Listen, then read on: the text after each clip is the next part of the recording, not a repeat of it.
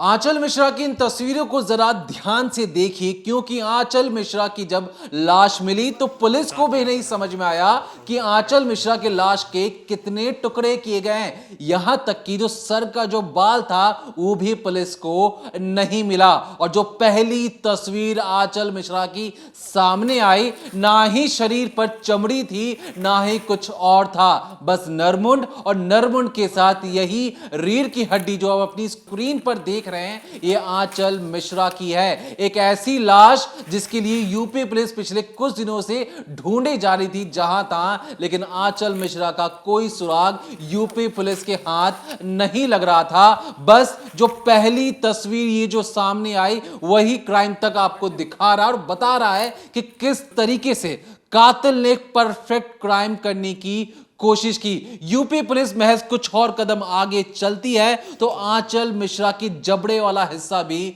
मिलता है, जहां पर जो दांत थे 32 के 32 दांत वाला जो हिस्सा होता है, 16 दांत वहां पर नजर आ रहे थे, जबड़े पर अभी भी इंटैक्ट थे। अब जो कातिल था यूपी पुलिस के नाक के नीचे बैठा था, लेकिन पिछले कुछ दिनों से उसने इस तरीके से पुलिस को गुमराह किया, बेवकूफ बनाया, ताकि पुलिस को लगे ये तो हमारे साथ साथ क्राइम में इन्वेस्टिगेशन में हमारी मदद कर रहा है। लेकिन कातिल बहुत ज्यादा शातिर था। कातिल एक पत्रकार था और उसने सोच लिया था कि एक परफेक्ट क्राइम किस तरीके से करना है। वो दारू पीता है और जंगलों में ले जाकर सूखे पत्ते डालकर आंचल मिश्रा को आग लगा देता है। और ये जो कहानी जब निकलकर सामने आती है तो हर किसी को डरा देती है। क्या है पर्दे के पीछे की वो रहस्यमय कहानी, और आंचल मिश्रा को मौत के घाट उतारने वाला आखिर वो पत्रकार कौन था और क्यों उसने इस तरीके की कार्रवाई की? क्या है पर्दे के पीछे की कहानी, जानेंगे इस डिकोडिंग क्राइम के जरिए। तो आंचल मिश्रा का जिस तरीके से आप यूँ समझिए शव मिला, जिस तरह से टुकड़ों टुकड़ों में सिर्फ रीढ़ की हड्डी, दांत, यहाँ तक कि साड़ी और जूते, इस तरह से चीज़ें मिली, तो पुलिस भी हैरान परेशान है कि आखिर उनकी डेड बॉडी के साथ क्या हुआ। क्या कातिल ने पहले ही टुकड़े कर दिए या फिर लाश के साथ कुछ ऐसी दरिंदगी की गई। एक किसान नेता जिसकी लाश को ढूंढने के लिए कातिल की निशानदेही पर इन घने जंगलों में यूपी पुलिस जो है वो तैनात हो गई है। फॉरेस्ट डिपार्टमेंट के लोग भी तैनात है, यहाँ तक कि स्पेशल टास्क फोर्स जो टीम होती है वो भी वहाँ पर तैनात है, फॉरेंसिक टीम बुलाई गई है और हर कहीं जांच की जा रही है कि कैसे भी करके जो पूरी लाश है उसे रिकवर किया जा सके। यहाँ तक कि स्निफर डॉग भी आप देखेंगे। ये मैं आपको कुछ तस्वीरों के ज़रिए समझाने की कोशिश करती हूँ। सबसे पहले तस्वीर देखिए कि यहाँ पर एक पुलिसकर्मी बैठे हुए हैं और उनके साथ मौजूद है एक स्निफर डॉग जो सूंघ कर पता लगाता है कि चीज़ें कहाँ पर हो सकती हैं। और यहाँ पर वो कोशिश कर रहे हैं बार बार। एक जूता आपको दिखाई दे रहा होगा, ये जूता आंचल मिश्रा का बताया जा रहा है और इसी जूते को वो बार बार इस डॉग को सूंघा रहे हैं। वो कोशिश कर रहे हैं कि वो जो स्मेल है वो कुत्ता उस चीज़ को सूंघे और फिर आगे बढ़ता चला जाए। और जहाँ भी आंचल मिश्रा का कोई भी चीज़ है, कोई भी उनकी ज्वेलरी हो या कोई भी उन्होंने चीज़ें जो पहनी हो, कोई ऐसे कपड़े हों, वो सूंघ सूंघ कर कुत्ता उन्हें वहाँ तक ले जाए, जिसके बाद जो पूरी डेड बॉडी है वो बरामद हो पाए और ये जो केस है उसकी बाकायदा एक फ़ाइल तैयार की जा सके। तो यहाँ पर अब बाकायदा देखिए बार बार कुत्ते का जो मुंह है उसे पकड़ा जा रहा है, उसके नाक के पास उस जूते को लाया जा रहा है, उसके जो फेस है डॉग का उसको बार बार उस जूते से लगाया जा रहा है ताकि वो उसको स्मेल करे और आगे सूंघ पाए कि कहाँ कहाँ पर क्या क्या चीज़ें हैं। और पुलिस का ये मानना है कि हो सकता है जो आंचल मिश्रा के पैर हैं, जो हाथ हैं, वो भी इन्हीं जंगलों में उन्हें बरामद कर लिए जाएं।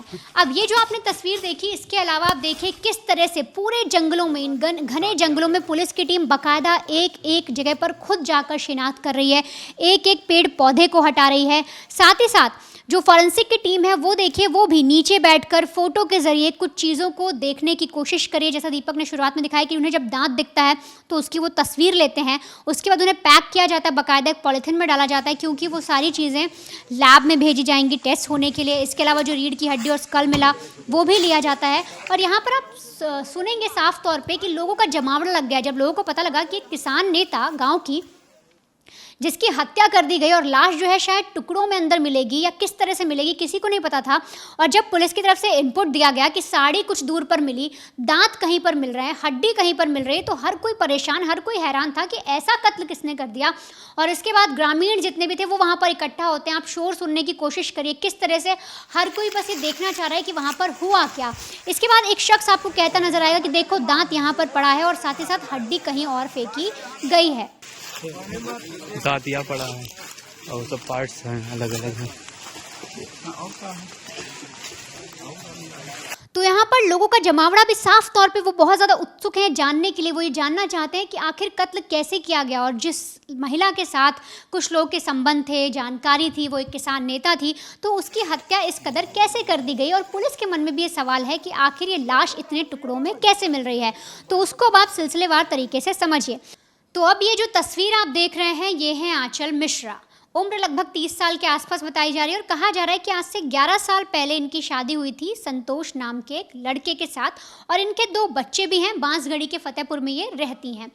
अब वहीं पर जो संतोष है उसका एक दोस्त भी था जिसका नाम सूरज था। वो उनके घर पर आया जाया करता था।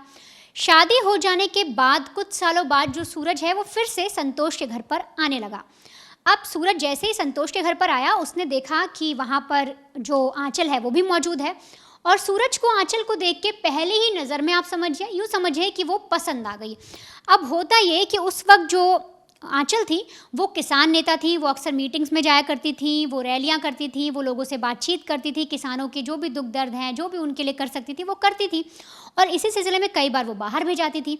अब यहाँ पर सूरज को ऐसा लगा कि आंचल एक अच्छी खासी दिखने वाली लड़की है, उसकी शादी हो गई है लेकिन फिर भी वो काम कर रही है और धीरे धीरे सूरज उसको पसंद करने लगा। अब सूरज क्या था, तो दरअसल जो सूरज है वो एक पत्रकार था और वहाँ पर छोटे मोटे जो आर्टिकल्स होते हैं, न्यूज़पेपर होते हैं, उनमें काम किया करता था और इसी तरह से उसका गुजारा भी चल रहा था। लेकिन जब इसने आंचल को देखा तो ये मन ही मन उसे पसंद करने लगा। अब होता ये था कि यहाँ पर जो आंचल के पति हैं संतोष, जब वो बाहर काम करने जाते तो अक्सर सूरज जो है वो आंचल के घर आ जाता, उसको बोलता कि चलो मैं आपको छोड़ देता हूँ, मैं आपको पिक कर लूँगा। इस तरह से उसने दोस्ती करने की कोशिश की और सूरज अपने इरादे में कामयाब भी हो गया। यानी कि आज से लगभग 5 महीने पहले ही उसने आंचल को अपने दिल की बात कही। उसने बताया कि वो उससे प्यार करता है और आंचल भी उस चीज़ के लिए मान गई। यानी कि काफ़ी लंबे समय से सूरज ये प्लानिंग कर रहा था, दोनों अपनी दोस्ती बढ़ा रहा था आंचल के साथ और धीरे धीरे वो आंचल को हर जगह ले जाने लगा, उसको वापस घर लाने लगा, उसका ध्यान रखने लगा और आंचल को भी ये सारी चीज़ें पसंद आने लगी और फिर ये दोनों रिलेशनशिप में आ जाते हैं। अब एक तरफ जो आंचल है उसका पति है जिसका नाम है संतोष, दूसरी तरफ उसका बॉयफ्रेंड भी बन जाता है सूरज, जो कि उसके पति का ही दोस्त है। कहीं ना कहीं संतोष को इस बात की भनक लग जाती है कि शायद इन दोनों के बीच में कुछ है, कुछ दोस्ती है या शायद कुछ दोस्ती से बहुत ज़्यादा है। एक बार संतोष कोशिश भी करता है कि आंचल से बात की जाए, लेकिन आंचल जिस तरह से बाहर जाती थी, जिस तरह से अपना काम करती थी, उसे रवैया रास नहीं आता और वो अपने पति को बोल देती कि तुम ज़्यादा सोच रहे हो, ऐसा हमारे बीच में कुछ भी नहीं है, वो सिर्फ मेरा दोस्त है और वो तुम भी तो जानते हो वो तो तुम्हारा भी दोस्त है। अब ये चीज़ें हो जाने के बाद पति को लगता है कि ठीक है शायद मैं ही गलत सोच रहा हूँ, लेकिन यहाँ पर आंचल और सूरज का जो रिलेशन था वो चालू रहता है। वो लोग एक दूसरे से मिलते रहते हैं, कभी बाहर मिलते हैं, कभी जंगल में मिलते हैं, हर जगह जैसे भी उन्हें अपना टाइम एक साथ बिताना था वो बिताते रहते हैं। लेकिन यहाँ पर कहानी थोड़ी सी बदलने लगती है। अब होता है ऐसा है कि आंचल को जब भी पैसों की ज़रूरत होती या उसे कुछ ऐसी नीड होती, उसे अपने लिए कोई सामान खरीदना होता, तो वो पैसों की डिमांड अपने बॉयफ्रेंड सूरज से करती, क्योंकि सूरज पत्रकार था। लेकिन धीरे धीरे हुआ ऐसा कि सूरज की नौकरी चली जाती है, नौकरी जाने के बाद उसके पास पैसे कम हो जाते हैं। अब जो आंचल है उसे लगता है कि अब उसकी ज़रूरतें कौन पूरी करेगा। अब तक तो सूरज उसको पलकों पर बिठा रहा था, सारे जो पैसे हैं, जो भी चीज़ें हैं, वो उसकी ज़रूरतें पूरी कर रहा था, लेकिन अब वो पैसे नहीं दे रहा। ऐसे में आंचल उस पर दबाव बनाना शुरू करती है, कई बार ब्लैकमेल करती है, कई बार ये कहती है कि तुम ऐसा नहीं करोगे तुम्हारी बदनामी कर दूंगी, तुम्हें झूठे केस में फंसा दूंगी, मुझे कुछ किसी भी हद तक तुम ये ला कर दो, मुझे ये सामान चाहिए, मुझे ऐसा पैसा चाहिए। तो एक बार तो जो सूरज है उसने शायद ज़मीन बेचकर आंचल को 1 लाख रुपए दिए थे। अब ये चीज़ें इतनी ज़्यादा बढ़ जाती हैं कि ये फ्रस्ट्रेट हो जाता है सूरज और उसे लगता है कि इस औरत को रास्ते से हटाना होगा और यहाँ से फिर वो प्लान बनाता है और प्लान के मुताबिक यानी कि 17 फरवरी को वो आंचल को कॉल करता है और बुलाता है। वो बोलता है कि देखो श्रावस्ती का जंगल है, वहाँ पर चलेंगे, मुझे तुम्हारे साथ समय बिताना है, पार्टी करेंगे, उसके बाद मैं तुम्हें घर छोड़ दूंगा। अब यहाँ पर आंचल अपने घर से झूठ बोल कर निकलती है। वो बोलती है कि वो किसी मीटिंग में जा रही है। इसके बाद वो अपने बॉयफ्रेंड यानी सूरज से मिलती है और सूरज जो पहले ही मन में ठान कर बैठा था कि इस औरत ने मेरी ज़िंदगी जहन्नुम बना दी है, मैं इसे मौत के घाट उतारूंगा, वो इसी इरादे से उसे इन घने जंगलों में लेकर आता है और उसने पहले से दारू पी होती है और यहाँ आने के बाद वो उसके साथ झगड़ा करता है और फिर आंचल के पास एक दुपट्टा था जिससे वो उसका गला घोंट देता है।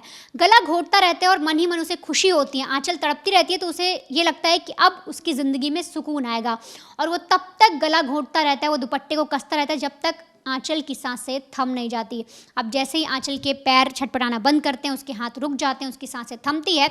ये सोचता है आगे किया क्या जाए, किस तरह से। अब उसने मर्डर तो कर दिया लेकिन वो बचे कैसे।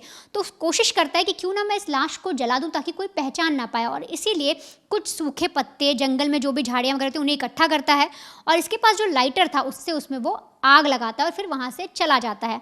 लेकिन इसके बाद की भी ये एक अलग प्लानिंग करता है। ये सोचता है कि जाकर उस लाश के साथ कुछ ऐसा कर दे जिसके बाद पुलिस जो है वो पता ही ना लगा पाए लाश किसकी है। ये सोच रहा था कि लाश को गायब कर दिया जाए। अब आग लगाने के बाद ये क्या चीज़ें करता है, किस तरह से पकड़ में आता है और कैसे आंचल के ही पति के साथ मिलकर पुलिस वालों को ये बेवकूफ़ बना रहा था और कैसे हर एक चीज़ का राज खुला, आप वो भी समझिए। लेकिन उससे पहले सुनिए कि जो पति हैं आंचल के, उन्होंने पूरी कहानी क्या बताई, उन्होंने कैसे सूरज की पूरी कहानी बताई और कैसे बताया कि जो सूरज है वो पुलिस वालों को बेवकूफ़ बना रहा था। तारीख के गई रही मीटिंग में और मीटिंग से वापस वही 2 बजे ले हमारे फ़ोन करें कि हम घर आ रहा हूँ, कोई साधन मिलेगा तो हम आ जाएंगे। और 17 तारीख से नापता आज तक ले नहीं हमको मिला लाश। 17 फरवरी जी। फिर उसके बाद पता लगा कि सूरज वर्मा ने लाश को फूंक दिया है। कैसे पता चला? पुलिस ने बताया सुबह। यहाँ आए जंगल में तो क्या देखे? जंगल में लाश मिली, लाश फूका हुआ, जली हुई। जी जली हुई। हम कड़ी से कड़ी प्रशासन से शासन से कहना चाहता हूँ कि इस कड़ी से कड़ी सजा दिया जाए, इनको जान के बदले जान चाहिए। तो सुना अभी आपने, ये थे आंचल के पति जो कि परेशान थे और जिस तरीके से जो कहानी सामने आई कि बीवी उन्हें धोखा दे रही थी, लेकिन बावजूद इसके वो अपनी बीवी के लिए अभी भी इंसाफ मांग रहे हैं और कह रहे हैं कि पूरी तरीके से उन्हें न्याय मिलना चाहिए। उधर ही ये जो प्रेमी था, जो पत्रकार था, सोचिए वो क्राइम करने के बाद वो देखना चाहता था कि जहां पर उसने मौत के घाट उतारा है वहां पर लाश के जो अंश हैं या जो उसने जो क्राइम किया है उसके अंश कितने मौजूद हैं, क्योंकि दुपट्टे से गला घोटने के बाद, आग लगाने के बाद, सूखे पत्तों के जरिए इसे ये लग रहा था कि कहीं पर किसी ने देख तो नहीं लिया और इसलिए वो फिर से जहां पर उसने आंचल को मारा उस जंगल पर जाकर, उस स्पॉट पर जाकर लाश को ढूंढना शुरू करता है।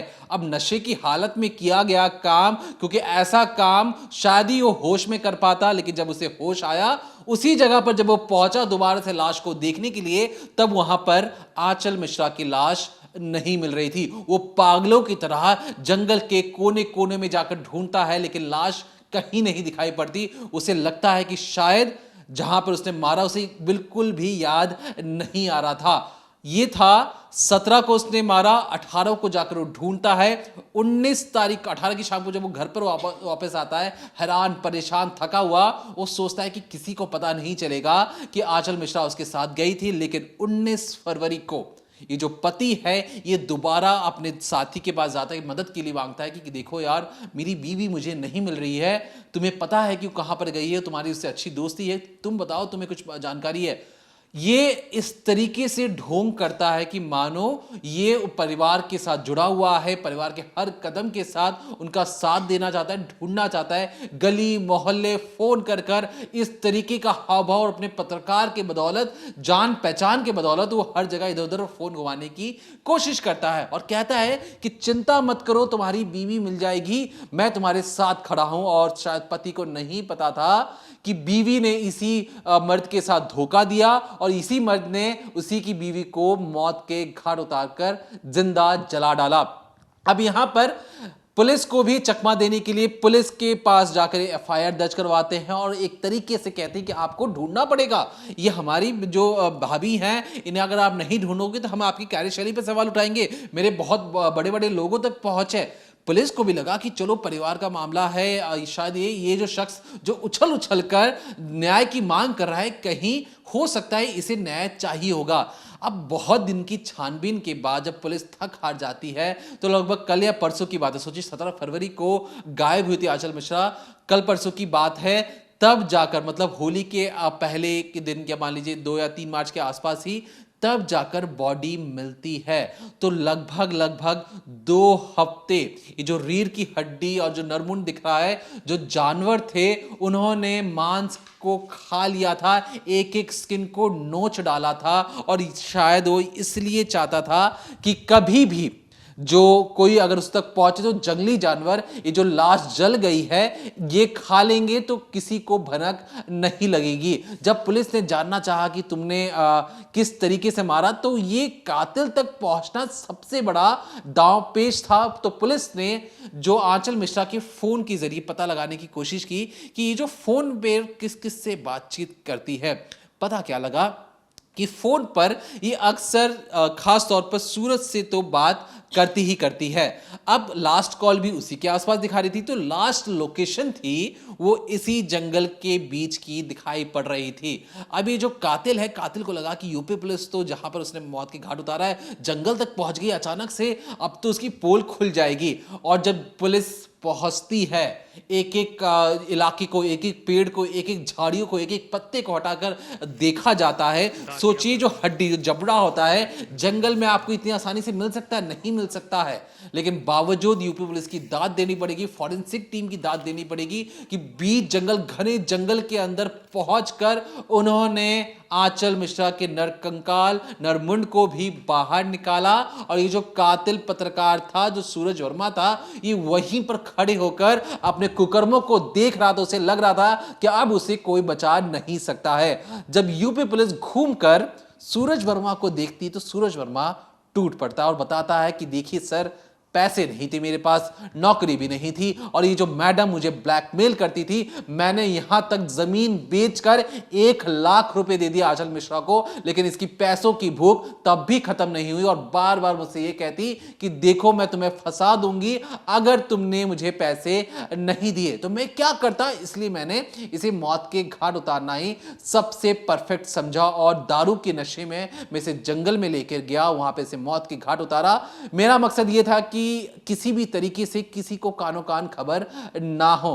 पुलिस की बात सबसे बड़ा सवाल तो ये था कि क्या तुमने इतनी बड़ी लाश को के काटा पीटा, तो इसका वो सही तरीके से जवाब नहीं दे रहा है, क्योंकि ये उस वक्त नशे की हालत में था।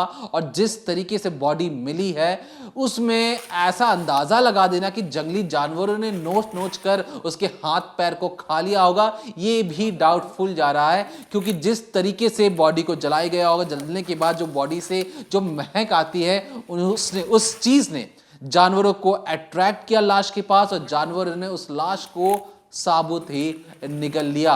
तो क्या लाश को काटा गया, नहीं काटा गया, साबुत जला दिया गया, इस पर सूरज वर्मा ने बहुत झोल मोल के जवाब दे रखे हैं। लेकिन पुलिस छानबीन कर रही है और एक तरीके से जो परफेक्ट क्राइम करना चाह रहे थे पत्रकार सूरज वर्मा, उन पर यूपी पुलिस ने भट्टा लगाया और कहा कि तुम जो उछल उछल कर पहले कह रहे थे कि ढूंढो नहीं तो हम आप पर कार्रवाई करेंगे, जब यूपी पुलिस ने अपनी इन्वेस्टिगेशन की तो सूरज वर्मा उसमें केंद्र बिंदु में नजर आए, और तब जाकर वो टूटते हुए, मिमियाते हुए नजर भी आते हैं। तो फिलहाल के लिए हमारी जो कोशिश थी कि आप तक इस खबर को पहुंचाया जाए, और इस खबर के पीछे जो सबसे ज्यादा मेहनत की है वो है पंकज वर्मा, जो उस जंगल के बीच से जो फुटेज आपने जितना भी देखा, ये हमारे स्ट्रिंगर हैं, ग्राउंड रिपोर्टर हैं, वहां से उन्होंने फुटेज भेजा, तब जाकर हमें उन्होंने पूरी कहानी समझाई। तो हमें भी लगा कि ईरान और जिस तरीके से अमेरिका के बीच में जो जंग चल रही है, आप तक इस खबर को पहुंचाया जाए, क्योंकि क्राइम आपके घर के आसपास हो रहा है और उसे रिपोर्ट करना उससे भी ज्यादा जरूरी है। तो पंकज वर्मा